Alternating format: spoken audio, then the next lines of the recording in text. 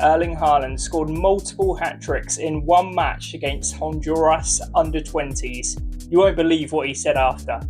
The giant Manchester City striker is now renowned as one of the greatest marksmen in football, having won the Champions League and scored, at the time of speaking, 93 Premier League goals in 103 matches.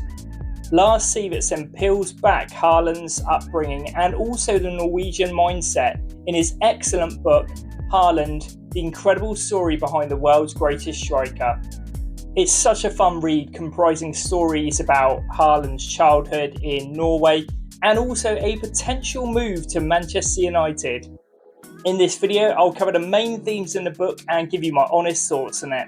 I just wonder if any Hondurans will read this book after Haaland ran riot against them. It was that match against Honduras in the 2019 Under-20 World Cup that Haaland made international headlines, scoring not 7, not 8, but 9 goals. Some onlookers said that Honduras must have actually bet on Norway, and you're going to love Haaland's savage comments after the match. Although both teams had actually struggled against Uruguay and New Zealand in the first couple of group matches, Håkon Lund, a Norway under-20 coach, said he knew Haaland was in the zone. Sivertsen recounts the coach saying, "From the first kick of the ball you see he's there. My first thought was, good luck to the opposition." Haaland had just scored 16 goals in 30 matches in his first season at Molde, and as he was still growing into his 6'5" frame, he was certainly coming into his own, especially against Honduras. His 3 hat-tricks included 8 goals with his favoured left foot and 1 goal with his right foot. My personal favourites were his 4th, a swivel and finish almost in anger, and his 5th, a lovely shimmy to get the ball out of his feet and then a finish lower cross goal. The man who took the ball home said, "You know this is fun for me, I wanted double figures." Showing a lot of compassion there, Erling, and that's just a brutal assessment, and for me it just really shows where Haaland's mindset was at the time. Now, in terms of mindset, Haaland once said he knew he would be great, which is not a very Norwegian thing to say, especially from someone hailing from humble Bryne in Jæren. In one of the first passages in the book, Sivertsen describes Jæren as a place where people just don't really brag about their success. They work hard and really they just make do with what they've got.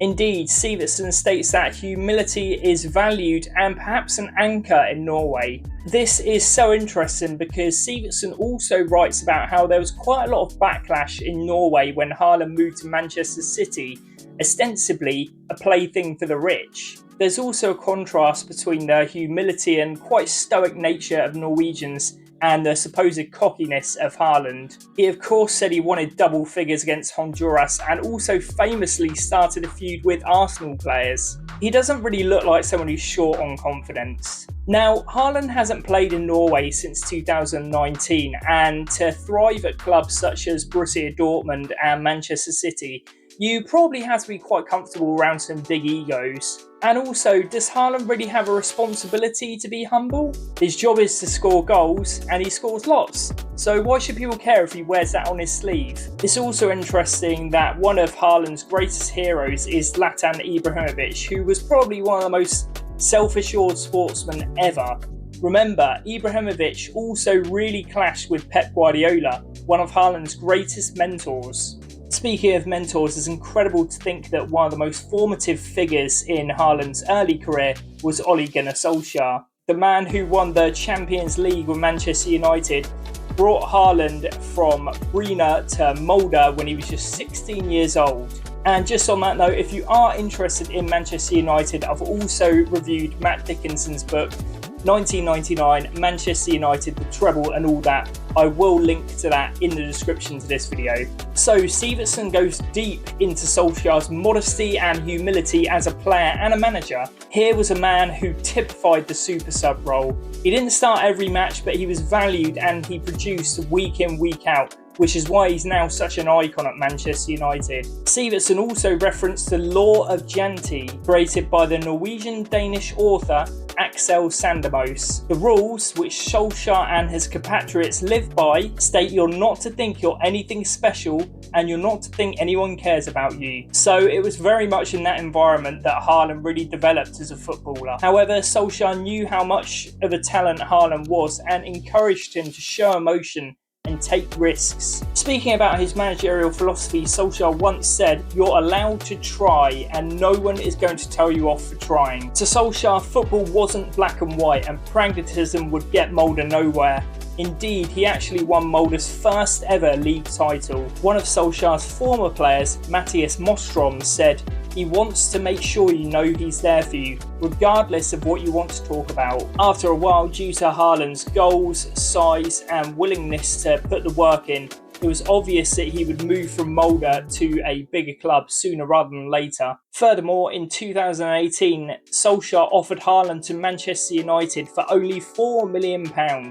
And given what a shambles Man United are these days, you won't be surprised to know they just turned it down. Solskjaer also joked that having been born in Leeds with a father who played for Leeds and Manchester City, maybe Haaland wouldn't have been at home at Manchester United. Interestingly enough, at the time, Haaland said that he would have actually been quite willing to move to Manchester United. Another thread that Sivertsen pursues is whether or not Haaland is this introverted, taciturn and somewhat difficult figure that journalists have made him out to be. Haaland has a history of monosyllabic interview responses, such as when a VG reporter asked him if Solskjaer had helped him exploit teams' weaknesses when he was coming off the bench. "Yes," replied Haaland. "In what way?" asked the journalist. "Like you said," replied Haaland.